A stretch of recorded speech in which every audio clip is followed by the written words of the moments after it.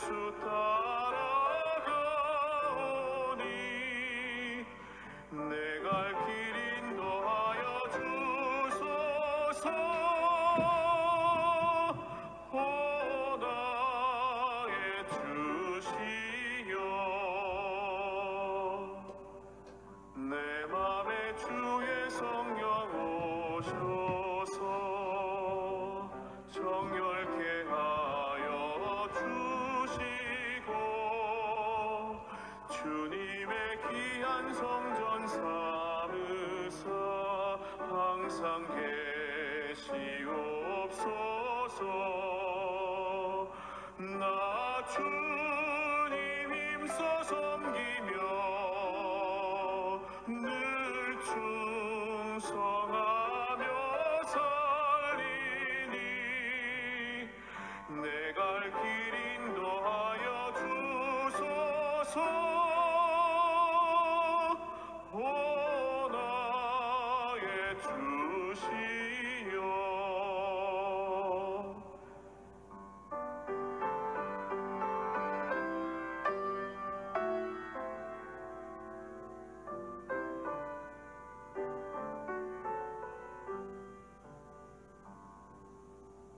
내 참된 친구 되신 구주여 나에게 임재하시사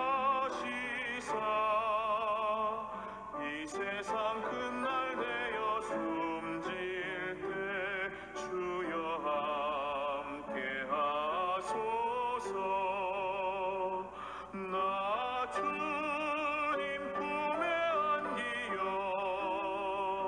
참한식 영생 누리리 내 갈 길 인도하여 주소서. 오 나의 주시여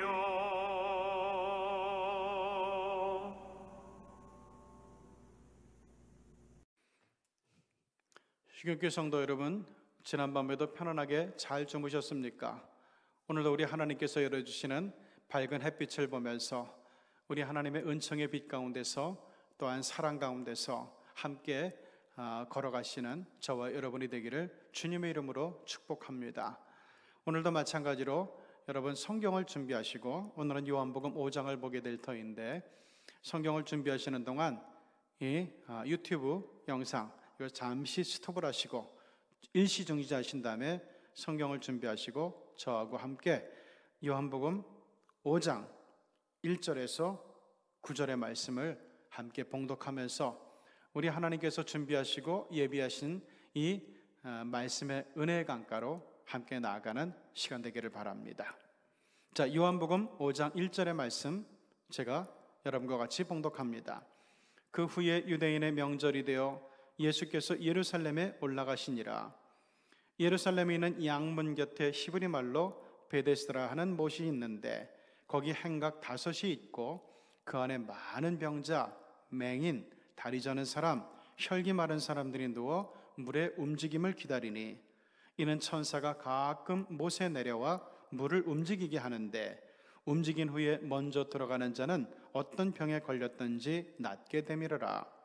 거기 38해 된 병자가 있더라. 예수께서 그 누운 것을 보시고 병이 벌써 오래된 줄을 아시고 이르시되 내가 낫고자 하느냐? 병자가 대답하되 주여 물이 움직일 때 나를 못에 넣어주는 사람이 없어 내가 가는 동안에 다른 사람이 먼저 내려가나이다. 예수께서 이르시되 일어나 내 자리를 들고 걸어가라 하시니 그 사람이 곧 나아서 자리를 들고 걸어가니라. 이날은 안식일이니. 이는 하나님의 말씀입니다. 자, 어제는 예수님께서 유대에서 지내기가 불편하셨기 때문에 갈릴리 지역으로 가신다는 얘기가 있었고, 오늘은 유대인의 명절이 되어서 예수님께서 다시 예루살렘으로 오시는 그런 모습이 성경에 기록되어 있습니다. 자, 그런데 그 예루살렘에 있는 양문 곁에 베데스다 연못이 있었고, 여기가 오늘 우리 예수님께서 보여주시는 기적의 현장, 그리고 생명의 현장, 그리고 예수님께서 보여주시는 구원의 현장, 그리고 믿음의 교육의 현장이 되고 있습니다. 예루살렘의 양문 곁에 이렇게 나오는데, 자, 이 양문은 예루살렘 동쪽에 있는 문이에요. 예루살렘 동쪽에 사람들이 양을 데리고 짐승을 데리고 희생제물을 데리고 오는 사람들은 이 동쪽 문을 통해서 들어오게 됩니다. 자, 그런데 양문은 오늘날 사자의 모습이 새겨져 있어서 사자문이라고도 하고요. 그리고 기독교 역사에서 보면은 성경에서 사울이 스데반을 처형했던 곳, 스데반 집사님을 돌 던져서 유대인들을 동원해가지고 유대인들을 꼬드겨가지고 선동해가지고 그 스데반 집사님을 돌로 처형했던 곳이 바로 여기 양문이에요. 그래서 이것을 오늘날에는 스데반의 문 이렇게도 부르는 곳입니다. 그런데 이 양문 조금 못 미쳐서 거기에 그 베데스다라고 하는 연못이 있어요. 그런데 이 베데스다는 원래 그 시브리어는 지금의 메소포타미아 지역, 이란, 이라크 지역 이쪽을 옛날에 갈대아 지역이라 그랬고, 그리고 나중에 아람이라는 그 갈대아 사람들이 쓰는 말을 아람어라 그랬는데, 이 아람이라는 나라가 함께 그 지역을 한동안 다스렸던 적이 있었어요. 그 영향력이 지금도 남아 있어가지고 지금도 그곳 사람들이 쓰는 말을 아람어라 그러는데, 이 아람어의 지방의 하나의 방언 정도로 쓰던 것이 시브리어였어요. 그러니까 갈대아 우르에서 아브라함과 그 가족들이 살았고, 그때 아브라함이 쓰던 말이 시브리어가 되는데, 그러면은 아브라함이 이 갈대아 지역에서 저쪽에 동편에서 살던 곳에서 쓰던 아람어 방언이 오늘날 시브리어라는 얘기죠. 그래서 시브리어보다는 이 아람어가 더 대중적이었다는 사실을 알게 되고, 그래서 예수님께서도 뭐 달리다굼 그리고 에바다 이런 말할 때 아람어를 사용하신 것을 우리가 볼 수 있습니다. 여기 나오는 베데스다라는 것도 마찬가지로 아람어 베티스다예요. 베티스다는 뭔가 하면은 그 자비의 집이란 얘기인데, 이것을 이 아람어를 시브리어로 그대로 부르다 보니까, 시브리어식으로 부르다 보니까 음역해가지고 베데스다 이렇게 부르게 된 거죠. 자, 어쨌든 이 양문 옆에 있는, 양문을 조금 못 미쳐서 있는 베데스다 연못은요, 지금은 아주 작은 규모의 우물에 불과하지만 예수님 당시에는 굉장히 규모가 큰 수십 미터에 이르는 아주 커다란 연못이었다고 전해 내려오고 있습니다. 그런데 이 베데스다 연못에는요, 그 지금 뭐 여기에 병자가, 그리고 이뿐만 아니라 많은 병자들이 주위에 진치고 있었다 그러는데, 사실 여기는 이 사람들뿐만 아니라 지금 희생제물을 들고 올라가는 사람들이 그 제물을 씻기는 곳이기도 했어요. 그러니까 물이 아주 뭐 깨끗하고 정갈하고 그러지는 않았을 거라고 보여집니다. 자, 그런데 문제는 거기에 많은 병자, 맹인, 다리 저는 사람, 혈기 마른 사람들이 누워서 물의 움직임을 기다렸는데, 왜냐하면 천사가 가끔 못에 내려와 물을 움직이는데, 움직인 후에 먼저 들어가는 자는 어떤 병에 걸렸든지 낫기 때문이었다, 이렇게 성경은 얘기하고 있어요. 자, 그런데 천사가 내려와서 물을 휘저었다 그러는데, 천사가 눈에 보입니까? 천사는 영적인 존재죠. 그래서 뭐 어떤 의미에서는 천사를 보는 사람도 있겠지만은 대부분 사람들의 눈에 이 천사가 어디에나 보이지는 않죠. 그런데 이 물이 갑자기 막 일렁이면서 끓으면서 움직이니까, 이거는 천사가 내려와서 휘젓는 거야 라고 생각을 했던 거죠. 더군다나 거기서 물이 막 요동할 때 그 안에 들어갔던 사람은 나으니까, 병이 치료되는 경우가 있으니까 이거는 천사가 내려와서 역사하기 때문에 병이 낫는 거다, 이런 그 이야기들이, 이런 전설들이 생겨나게 된 것 같아요. 자, 그런데 이 그 베데스다 연못은 오늘날에는 이 주위에서 많은 물들이 흘러내려 가지고 섞이고 있어요. 그래서 지금은 뭐 그런 여기 기적이라든가 아니면은 옛날처럼 막 물이 요동하다든가 이런 것은 나타나지 않고 있다 그래요.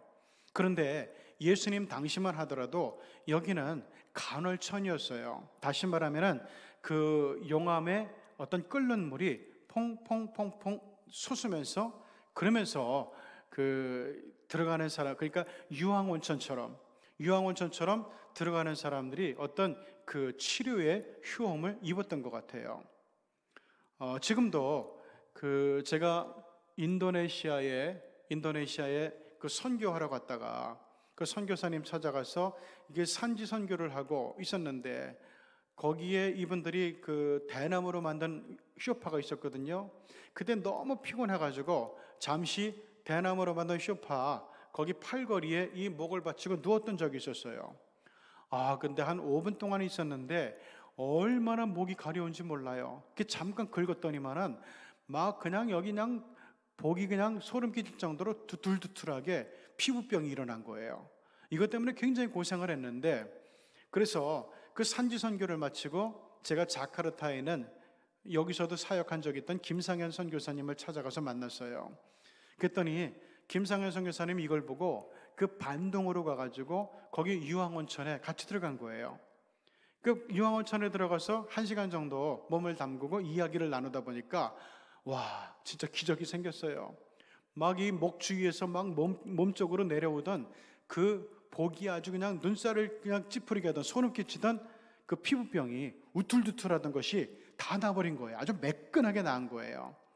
자, 이것처럼 지금 여기 베데스다 연못도 간헐천, 유황천처럼 이렇게 물이 간헐적으로 끓는 순간이 오게 되는데 이때 내려가게 되면은 이런 휴험을 입었다는 그런 얘기예요. 자, 문제는 그때 막 끓을 때 거기를 들어가야 돼요. 밖에서 보는 것으로는 아무런 휴험이 없다는 거죠. 그런데 거기에 38해 38년 된 중환자가 있었어요. 예수님께서 그 누운 것을 보시고 병이 벌써 오래된 줄 아시고 이르시되 내가 정말 낫고자 하느냐 이렇게 말씀을 거는 장면이 나와요. 그때 이 병자가 뭐라 그랬죠? 주여, 물이 움직일 때 나를 못에 넣어주는 사람이 없어요. 그래서 내가 가는 동안에 다른 사람이 다 먼저 내려가 버립니다. 그래서 내 자리가 없어요. 그래서 나는 아직까지 낫지 못하고 있습니다. 이런 얘기예요. 자, 요 얘기를 요 사람 말의 이면에 담긴 그런 말은 이거예요. 요 물이 끓을 때요, 당신이 나를 좀 저 물속에 넣어주시면 고맙겠습니다. 나를 좀 물이 끓을 때 넣어주세요. 이런 의미란 말이죠. 자, 그런데 이 이야기를 듣고 예수님께서 하신 말씀이 뭔가 하면은 예수께서 이르시되 일어나 내 자리를 들고 걸어가라 이렇게 말씀하셨다는 거예요. 병자의 생각은 병자가 지금 치료받는 길은 그분의 생각으로는 여기 물이 끓을 때 내려가서 몸을 담그는 수밖에 없어요. 그 방법밖에 없어요. 그런데 예수님은 지금 일어나 자리를 들고 걸어가려는 거예요. 그러니까 이것은 병자의 생각, 병자의 바람 이것과 완전히 다른 거예요. 그냥 넣어주시면 안 돼요? 제가 지금 어떻게 걸어요? 일어날 수도 없는데 거기다 자리까지 들고 제가 어떻게 걸어갈 수 있어요? 저를 놀리지 마세요. 그저 저 물이 끓을 때 나 저기 들어서 저 물에 담궈주시기만 하면 돼요. 이게 일반적으로 생각하는 38년 된 병자의 마음이었을 거예요. 그런데 예수님께서 이 병자의 생각과 반응과는 전혀 다른 이야기를 하시니까 자칫 잘못하면은 예수님에 대한 불평, 예수님에 대한 원망, 푸념 이런 것이 일어날 수 있는 그런 순간이란 말이에요. 자, 우리가 하나님을 만나게 될 때 이것은 굉장히 조심해야 되는 부분이에요. 하나님의 생각과 우리의 생각이 일치되는 순간도 있지만은 대부분의 어떤 문제를 두고 기도할 때, 우리의 응답을 두고 구할 때 진짜 하나님의 판단과 생각과 뜻과 우리의 바람과는 완전히 다른 경우가 훨씬 더 많이 있어요. 이럴 때 내 생각과 다르다고 해서 실망하거나 원망하거나 불평하거나 탄식할 수 있는데, 실망할 수 있는데, 이거를 우리가 정말 조심해야 된다는 얘기예요. 만약 이렇게 됐으면은 예수님이 지금 옆에 있어도, 예수님이 앞에 있어도, 예수님 모시고 있어도 절대로 응답받지 못해요. 아마 38년 된 병자가 지금 무슨 말씀하세요? 날 저기 넣어달라니까요? 말도 안 되는 소리 하지 마시고요. 내가 지금 자리를 들고 어떻게 일어납니까? 그건 불가능해요. 날 그저 물에 넣어주시기만 하면 돼요. 이런 식으로 고집을 피웠다면, 푸념했다면, 불평했다면, 원망을 했다면, 예수님과 맞서려고 했다면, 예수님이 지금 눈앞에 계시고 관심을 가지시고 고쳐주려고 말씀하시고 계심에도 불구하고 불평, 원망, 푸념, 실망, 탄식 이런 것이 있었다면 이 38년 된 병자는 절대로 고쳐지지 않았을 거예요. 몸이 낫지 않았을 거예요. 치료받지 못했을 거예요. 예수님을 만나는 응답의 기쁨이 없었을 겁니다. 그런데 9절을 보니까 그 사람이 곧 나아서 자리를 들고 걸어가니라 하는 말씀이 나와요. 예수님과 내 생각이 달라요. 예수님께서 명령하시는 것이 내 바람과 완전히 달라요.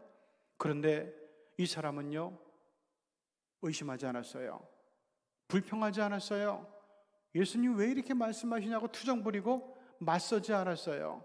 그냥 예수님께서 말씀하시니까 아 그래요? 하면서 이분이 뭔가 다른 것 같은데, 이분은 다른 사람하고 좀 다른데, 이러면서 예수님의 말씀을 들으면서 순종해서 잘 일어나지도 못하는 사람이 자리를 둘둘 말아가지고 들고 걸어가기 시작했다는 거예요. 이것은 예수님에 대한 믿음이 순수한 믿음이어야 된다는 것을 얘기하죠.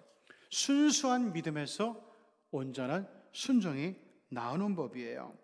우리가 하나님 앞에서, 우리 주 예수 그리스도 앞에서 생각이 많아지면 안 돼요. 이게 내 생각과 다르느니, 내 계획과 다르느니, 내 상식과 다르느니, 내가 알고 온 지식과 다르느니 이러면서 안 믿어지는데 뭐한데 이런 식으로 내 생각이 많아지면 절대로 믿음은 자라날 수 없어요. 우리의 믿음은 순수해야 됩니다. 이 순수한 믿음에서 온전한 응답이 나오기 때문에 그래요. 그래서 군대에서 그런 말을 자주 들었어요. 너 네 생각 갖지 마. 네 생각하지 마. 그저 명령에만 집중해. 이것을 군대에서는 군대말로 뭐라 그러죠? 머리 굴리지 마. 이렇게 얘기하잖아요.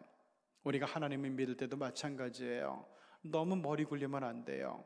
순수한 믿음으로 주님께서 말씀하시는 게 다 옳아.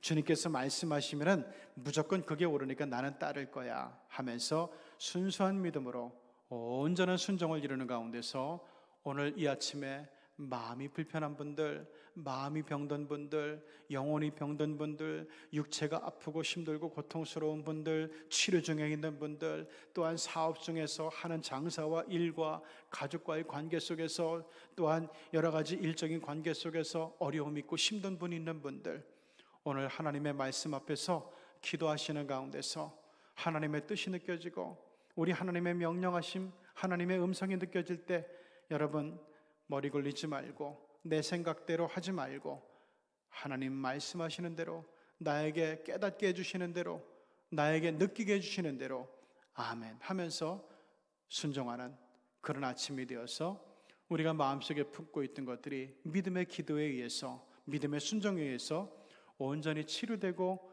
해결되고 구분길이 펼쳐지는 놀라운 역사가 나타나기를 주 예수 그리스도 이름으로 축원합니다. 기도하시겠습니다. 거룩하신 하나님의 은총 감사합니다. 오늘도 우리들에게 빛된 아침을 열어주시고 이제 하나님 우리에게 또한 가을이 올 수 있도록 하나님 이 계절의 변화를 느끼는 모습을 허락해 주시니 감사합니다. 힘들었던 여름이 가고 가을이 옵니다. 가을은 추수의 계절이고 열매 맺는 계절인데, 그런데 코로나 재유행을 또한 우리가 우려하고 겁내고 두려워하는 시기이기도 합니다. 거룩하신 하나님 아버지, 이러한 때 특별히 우리 휴경의 교우들, 우리 한국의 성도들에게 믿음을 주시고 은혜를 주시고 보호하심과 감찰하심과 지켜주시는 은총을 더하사 하나님 아버지, 이 코로나 재유행에 휩쓸리지 않게 도와주시고, 하나님 우리들에게 특별한 지혜와 우리 하나님의 특별한 은총을 허락하여 주시는 가운데서 사업에서 지켜주시고, 건강에서 지켜주시고, 관계 속에서 지켜주시고, 특별히 우리의 반석과 같은 믿음에서 지켜주시는 가운데서 흔들리지 않고 오히려 코로나가 우리에게 선한 기회가 되는 역사가 나타나게 하여 주시옵소서.